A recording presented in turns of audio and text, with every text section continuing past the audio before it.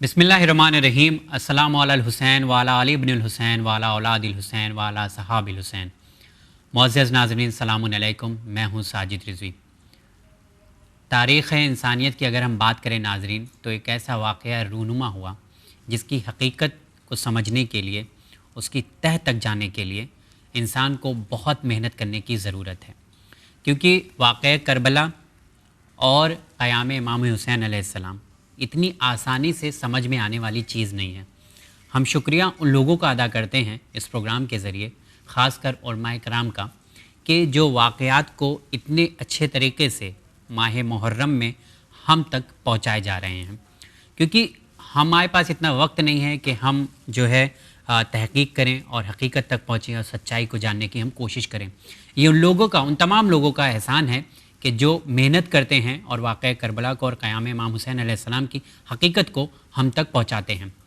जैसा कि आप तमाम नाज़रीन जानते हैं कि इस प्रोग्राम का एक मकसद ये है कि इमाम हुसैन अलैहिस्सलाम की शहादत अइम्मा अलैहिमुस्सलाम की नज़र में उनके क़याम को किस तरह से अइम्मा अलैहिमुस्सलाम ने हम तक पहुँचाया है, ये बड़े ही आसान तरीके से हम लोग आप तक पहुँचा रहे हैं। नाज़रीन, आज के प्रोग्राम में इंशाअल्लाह गुफ्तगू करेंगे इमाम मोहम्मद तक़ी अलैहिस्सलाम ने इमाम हुसैन अलैहिस्सलाम के बारे में क्या इरशाद फरमाया है।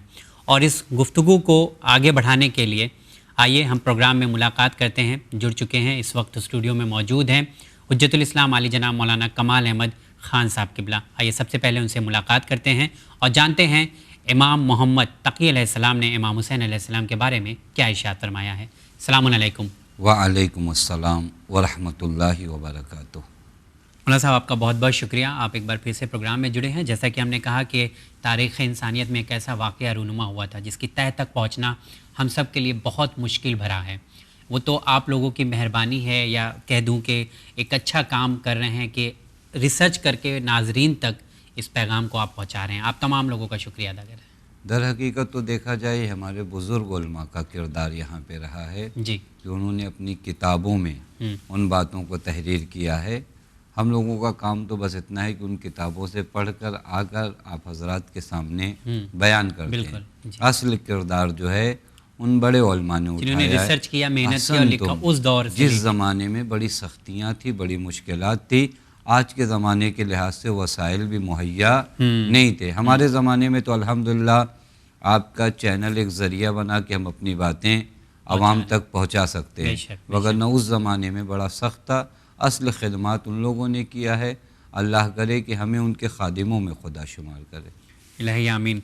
इसी के साथ चलिए इस प्रोग्राम को आगे बढ़ाते हैं। अभी तक हम लोगों ने 7वें इमाम और 8वें इमाम का जिक्र किया इस प्रोग्राम में। आज जानते हैं इमाम मोहम्मद तक़ी अलैहिस्सलाम ने क्या इरशाद फरमाया इमाम हुसैन अलैहिस्सलाम के बारे में। तो सबसे पहले तो मैं चाहूँगा कि मुख्तसर तारुफ ये दौर का कराइए कि इमाम मोहम्मद तक़ी अलैहिस्सलाम का ज़माना कैसा था।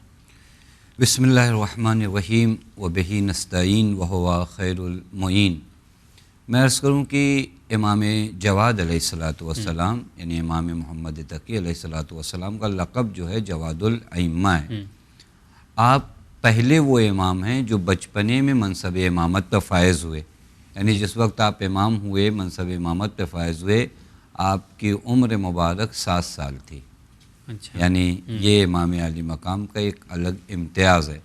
बहुत कम उम्र में इमामत के मनसब पे और इस वजह से मुश्किलात भी ज़्यादा आई हैं लोगों की जानिब से। जी बिल्कुल। और उस ज़माने में मैं आपकी खिदमत में अर्ज़ करूँ, चूँकि बहुत अहम मरहले में हम लोग दाखिल होना चाहते हैं।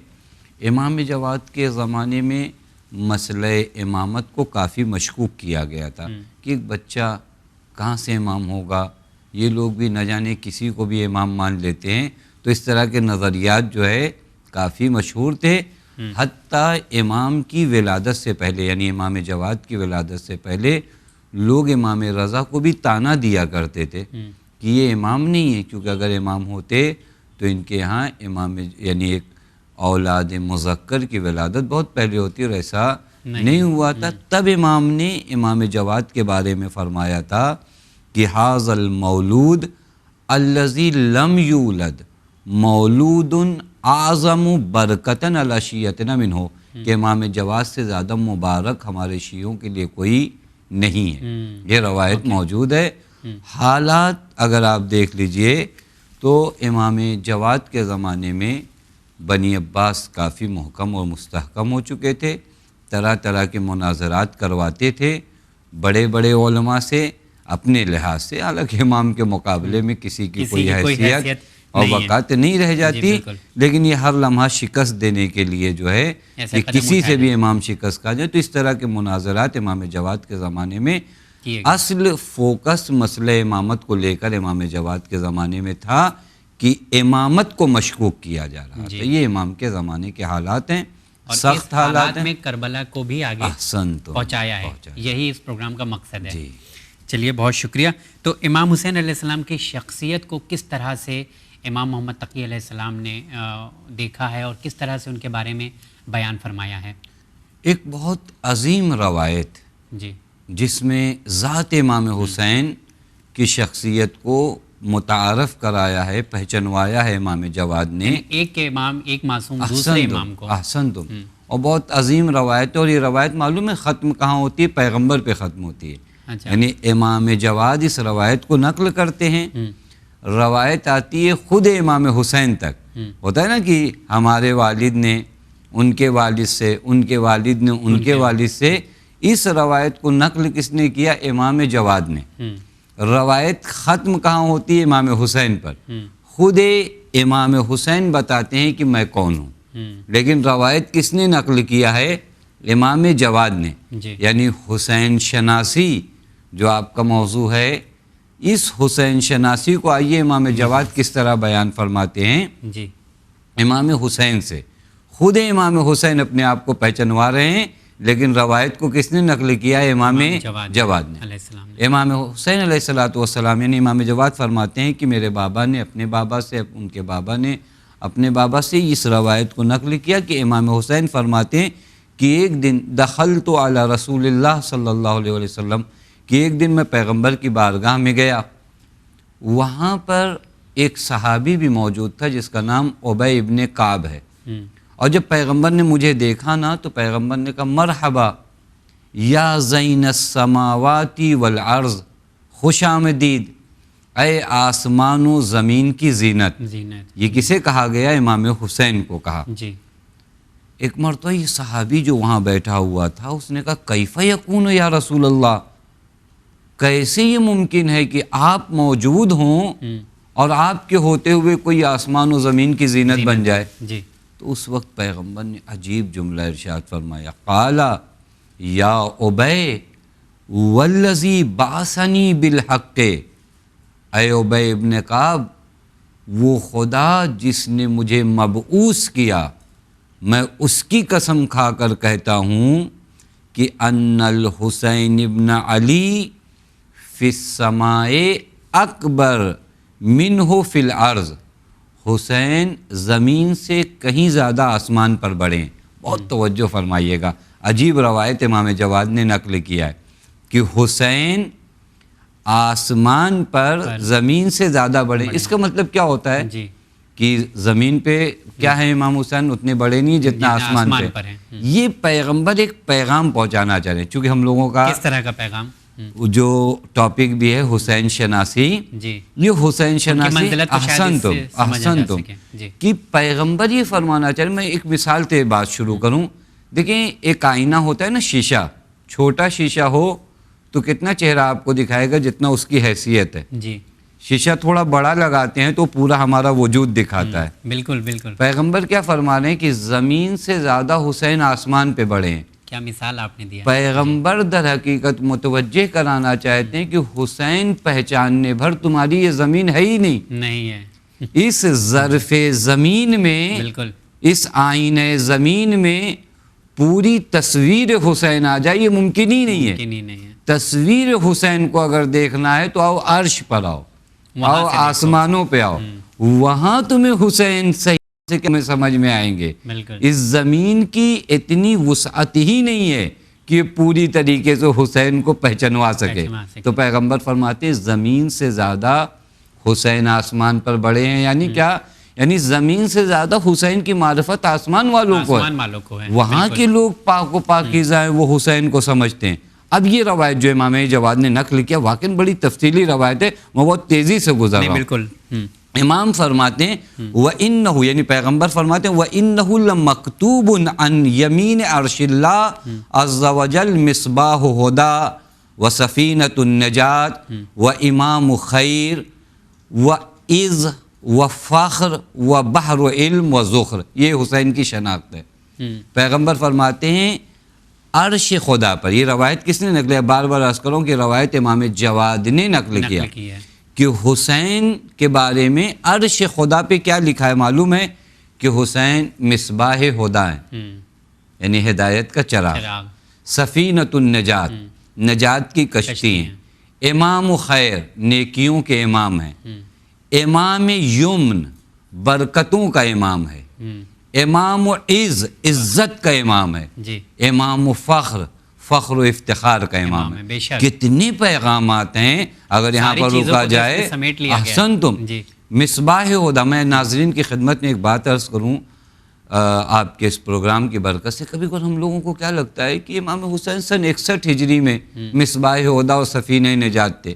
آج کے دور میں کوئی مشکل نہیں. آج کے دور میں بھی جب اندھیرا ہے تو اس اندھیرے کے روشنائی کا نام حسین ہے. حسین ہے، بے شک بے شک. آج بھی جب طوفان اور سیلاب آئے، علمی عقائد کی طوفان آئے، تو وہاں پر سفینۃ النجات حسین ہے. اور یہ محرم ہے، اس محرم میں سفینۃ الحسین تمہارے گھروں تک آیا ہے. میرے خیال سے زندگی کا سفر اگر ہم دیکھیں وہ ماہ محرم سے ہر انسان کا شروع ہو جاتا ہے. ہر انسان کا شروع ہوتا ہے. یہ مطلب یہ نہ سوچے کہ حیات اور موت کی بات کر رہے ہیں. جی ایک الگ لیول کی زندگی کی بات. ایک الگ. اس میں سفینۃ الحسین امام حسین علیہ السلام ہے. امام عز، یعنی اس روایت میں امام فرمانا چاہ رہے ہیں، پیغمبر جو نقل کریں پیغمبر سے، عزت کے امام حسین ہیں. یعنی اگر کہیں عزت ملے گی تو در حسین پر، اس کے علاوہ کہیں اور جاؤ گے تو ذلیل ہو جاؤ گے. بالکل. یہ ہے روایت. ایسے کئی واقعات بھی موجود ہیں، بہت سے واقعات. بالکل. اسی کے ساتھ کیونکہ پروگرام وہ بہت مختصر وقت میں آپ تک پیغام پہنچانا ہے، وہ بھی امام علی رضا علیہ السلام کے، کہ کیا انہوں نے ارشاد فرمایا ہے. مولانا صاحب، میں اگلا سوال آپ سے جاننا چاہوں گا کہ کربلا کے پہلے اور کربلا کے بعد بھی کئی ایسے واقعات اس دنیا میں ہوئے ہیں. فار ایگزامپل جنگ بھی ہوئی ہے، ورلڈ وار ہوئے ہیں 1 اور 2 کو اگر دیکھ لیں، لیکن ان سب کو اتنا زیادہ یاد نہیں کیا جاتا ہے اور نہ ہی زندہ ہیں. لیکن کربلا میں ایسا کیا ہے جس کی وجہ سے آج زندہ ہیں؟ اس کو کس طرح سے آپ پہنچائیں گے امام کی ارشادات کے ذریعے؟ یہ بھی بہت اچھا سوال ہے آپ نے. واقعی ایک سوال کی جگہ ہے. کیوں یاد کریں کربلا؟ بہت سے حادثات ہوئے، بہت سے واقعات ہوئے، اور اگر آپ دیکھیے نا ایسا کیا ہے اس کے اندر، تو کربلا سے زیادہ خون بھی بہے. یعنی 2 ورلڈ وار جو ہوئے، یہاں تو 72 ہے، یہاں تو لاکھوں لوگ چلے جاتے ہیں، لاکھوں کے لوگ کی تعداد میں خون بہے زمین. اور اگر آپ دیکھو ٹائم کے لحاظ سے بھی کربلا کی جنگ کیسے شروع ہوئی. صبح عاشور شروع ہوتی ہے، عصر عاشور ختم ہو جاتی ہے. 4-5 گھنٹہ، 6 گھنٹہ، 8 گھنٹہ. وہ جنگیں سالہ سال چلی، لیکن یہ 5-6 گھنٹے 10 گھنٹے کی جنگ آج تک لوگوں کے دل و دماغ پر موجود ہے.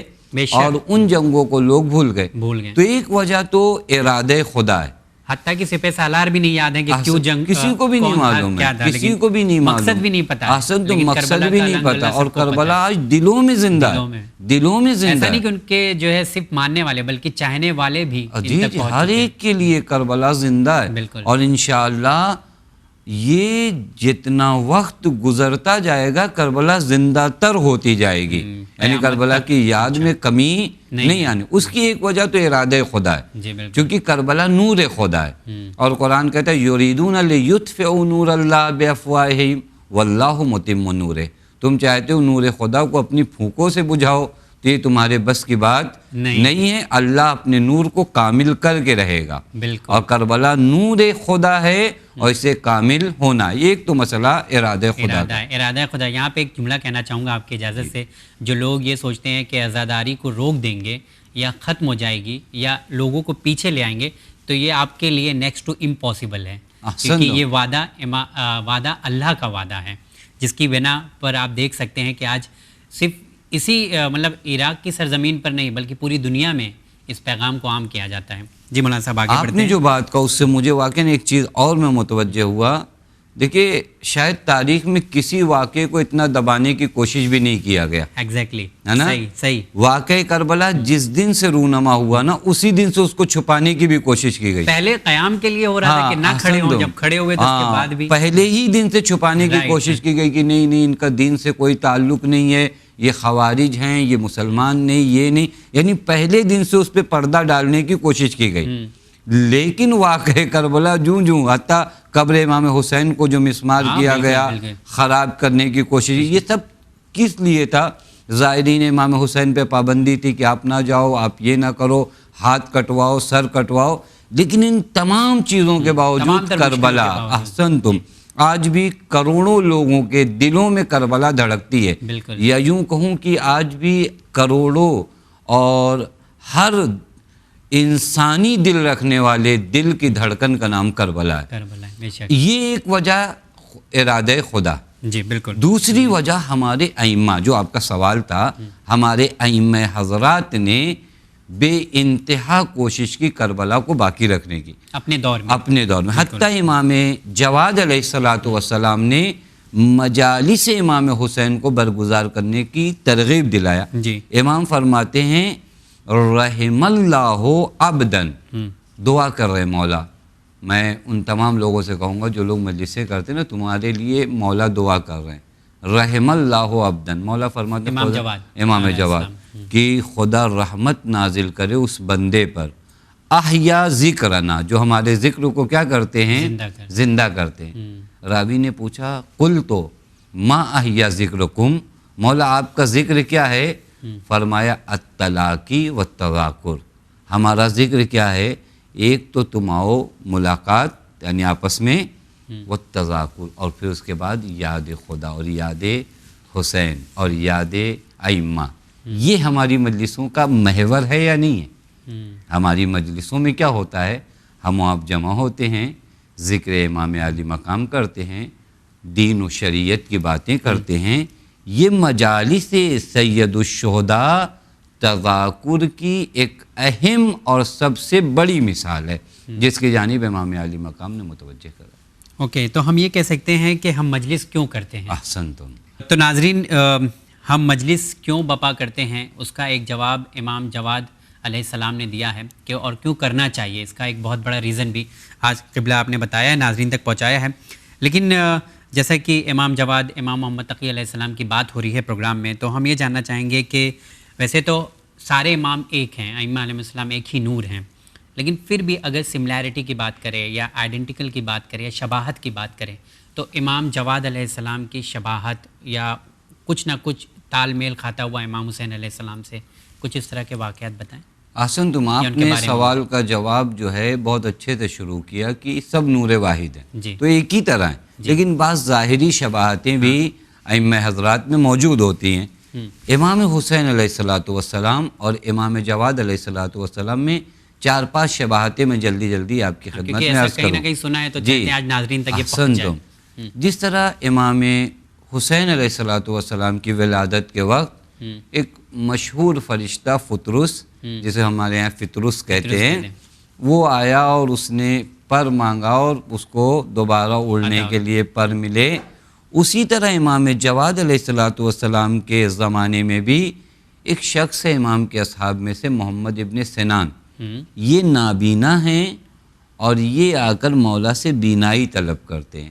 امام سے احسن تم اندھے ہیں، روشنائی چاہتے ہیں، بینائی چاہتے ہیں. امام سے ملاقات کرتے اور امام انہیں بینائی عطا کرتے ہیں. یہ شخص محمد ابن سنان اب جب بھی امام جواد کو سلام کرتا تھا، معلوم ہے کیسے سلام کرتا تھا؟ وہ مسئلہ آپ کی خدمت میں عرض کرنا چاہتا. یہ جب بھی آتا تھا امام کو کہتا تھا السلام علیکہ یا شبیہۃ صاحب فطرس. اچھا، یہ مطلب اس لقب کے، اے صاحب فطرس کے شبیہ آپ پر سلام، یعنی امام حسین کو ذکر کر رہا ہے کہ صاحب فطرس کون ہے؟ امام حسین علیہ السلام، جنہوں نے اس کو پڑھ دیا. اب یہ آ کر سے کیا کہتا ہے؟ اے شبیہ صاحب فطرس آپ پر میرا سلام ہو. یہ ایک جگہ ہوئی مشابہت کی. دوسری جگہ جو مشابہت کی ہے، شباہت کی، وہ یہ کہ امام حسین علیہ السلام کو پیاسا شہید کیا گیا. اور اگر آپ تاریخ میں دیکھیے تو امام جواد کو بھی پیاسا شہید کیا گیا، امام کو پانی نہیں دیا گیا۔ تیسری جگہ جو شباہت کی ہے وہ یہ کہ امام حسین علیہ السلام کو قتل کرنے کے بعد آپ کے دشمنوں نے تالیاں بجائیں، دف بجائے، تاکہ حضرت کی فریاد بھی کوئی نہ سن سکے۔ یہی معاملہ امام جواد علیہ السلام کے ساتھ بھی ہوا کہ آپ کی شہادت کے وقت جب آپ تڑپ رہے تھے تو اس ملونہ نے سب کو جمع کر کے تالیاں بجائی تاکہ امام کی باتیں لوگ نہ سن پائے۔ چوتھی جگہ وہ کہ جس طرح امام حسین علیہ السلام کا جسم اطہر 3 دنوں تک بے گور رہا، یعنی دفن نہیں ہوا، اسی طرح امام جواد کا جسم بھی 3 دن تک بے گور تھا، یعنی دفن نہیں ہوا تھا۔ پانچویں جگہ جس طرح امام حسین کے غم میں اہل آسمان نے گریہ کیا، اسی طرح روایت میں ملتا ہے کہ امام جواد کی شہادت پہ بھی آسمان والوں نے گریہ کیا۔ یقیناً جو ناظرین اس پروگرام کو دیکھ رہے ہیں، سماعت فرما رہے ہیں، ان کے بھی دل غمگین ہو چکے ہیں اور آنکھوں میں آنسو بھی ہے، لیکن پروگرام کا دستور ہے کہ اس پروگرام کو ختم کریں چند اور سوالوں کے حوالے سے۔ مولانا صاحب، ایک ماحول ہو جاتا ہے جب بھی امام حسین علیہ السلام کی شہادت کو یاد کرتے ہیں تو ناظرین کی آنکھوں میں بھی آنسو آ جاتا ہے، لیکن پروگرام کو آگے بڑھانا ہے کہ اور امام کی کیا ارشادات ہیں امام کے بارے میں۔ تو میں یہ جاننا چاہوں گا کہ روزے عاشور کے سلسلے میں امام جواد علیہ السلام کیا ارشاد فرماتے ہیں؟ روز عاشور کے سلسلے میں ایک بہت اہم روایت جناب علی ابن محزیار سے ہے جو امام جواد سے نقل ہوئی ہے۔ یعنی امام جواد نے روز عاشور کو کس طرح بیان فرمایا؟ امام فرماتے ہیں کہ اور اس روز عاشور کو وابستہ کیا ہے قیام امام زمان سے، یہ امام جواد نے کیا۔ امام فرماتے ہیں کأنی بالقائم یوم عاشور یوم السبت قائما بین الرکن والمقام بین یدیہ جبرائیل ینادی البیع للہ فیملأها عدلا کما ملع الظلم وجورا۔ امام فرماتے ہیں روز عاشور کو میں اس طرح دیکھ رہا ہوں کہ ہمارے قائم یعنی امام زمان رضی اللہ تعالیٰ فرجہ الشریف روز عاشور سنیچر کے دن، یوم السبت سنیچر کے دن کھڑے ہیں، اور آپ رکن و مقام کے سامنے، جب ہم خانہ کعبہ جاتے ہیں تو رکن و مقام کے سامنے آپ کھڑے ہیں امام زمان، اور جناب جبرائیل آپ کے پاس موجود ہیں، اور جناب جبرائیل لوگوں کو اعلان کر رہے ہیں ینادی البیع، کہ آؤ ان کی بیعت کرو کہ یہ زمانے کو عدل سے اس طرح پر کر دیں گے جس طرح یہ زمانہ ظلم و جور سے پر ہو چکا۔ پس روز عاشور کی نسبت امام جواد فرماتے ہیں قیام امام زمان کا دن۔ تو یہ ہم لوگ کہہ سکتے ہیں کہ روز عاشور کو امام زمانہ علیہ السلام کے قیام سے ریلیٹ کر سکتے ہیں۔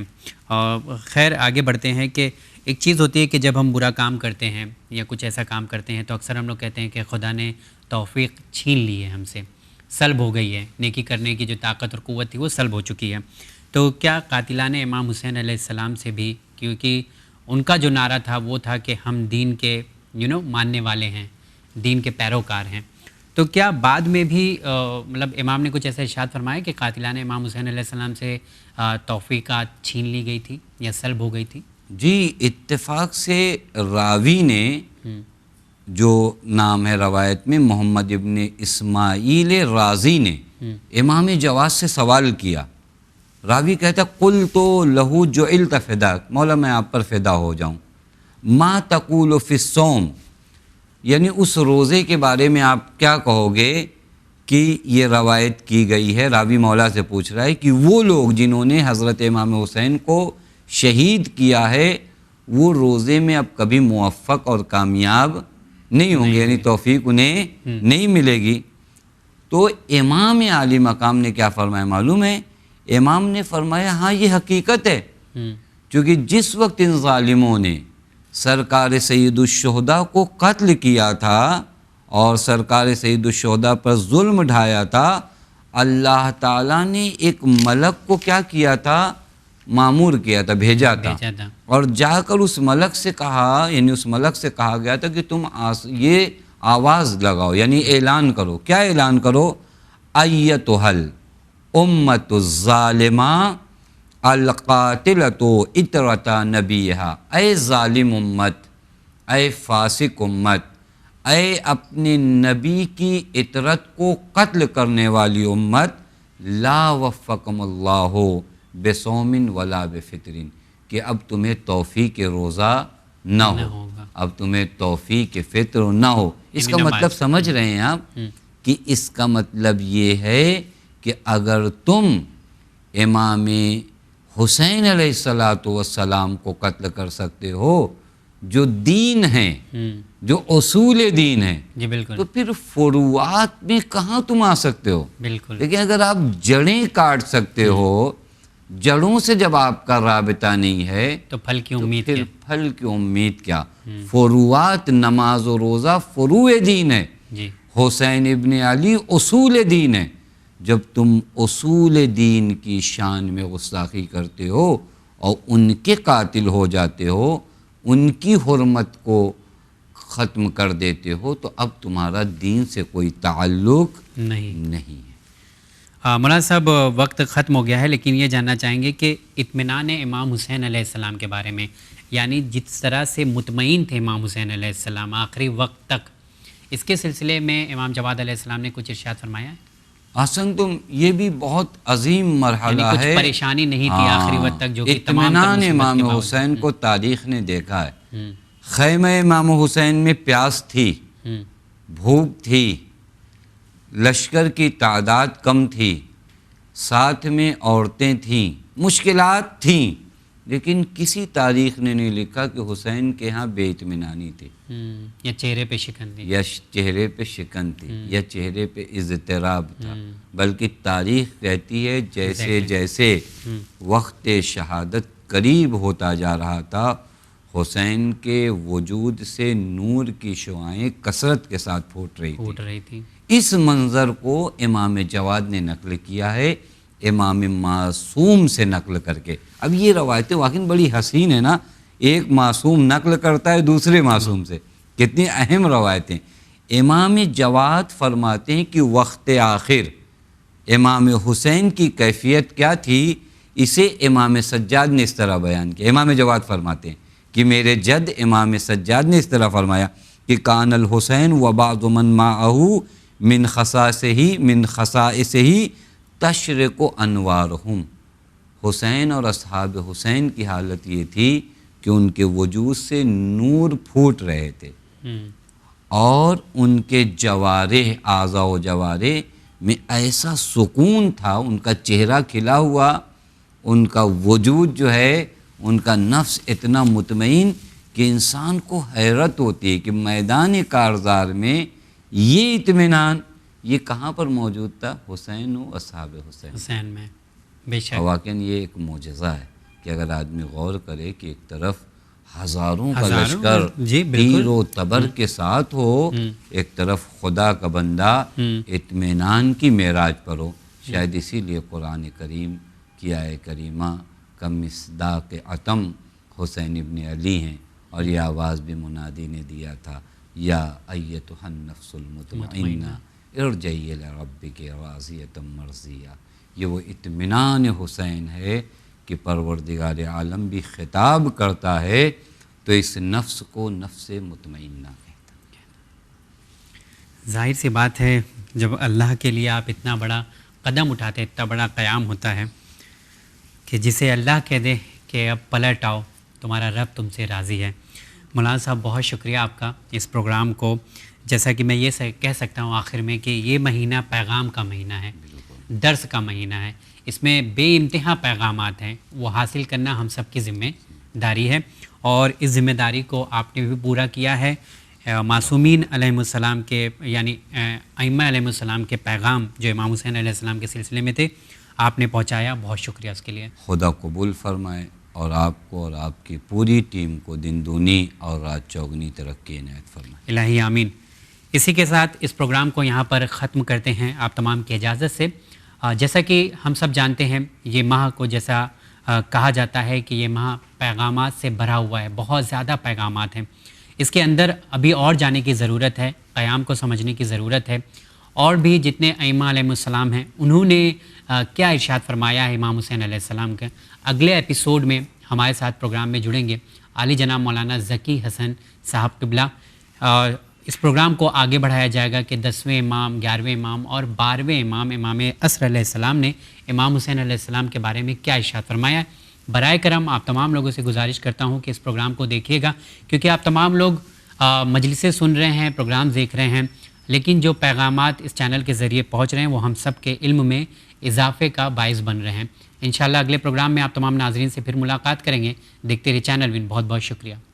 لبیک یا حسین شد نوای ما پهنه جهان کربلای ما. لبیک یا حسین شد نوای ما پهنه جهان کربلای ما. لبیک یا حسین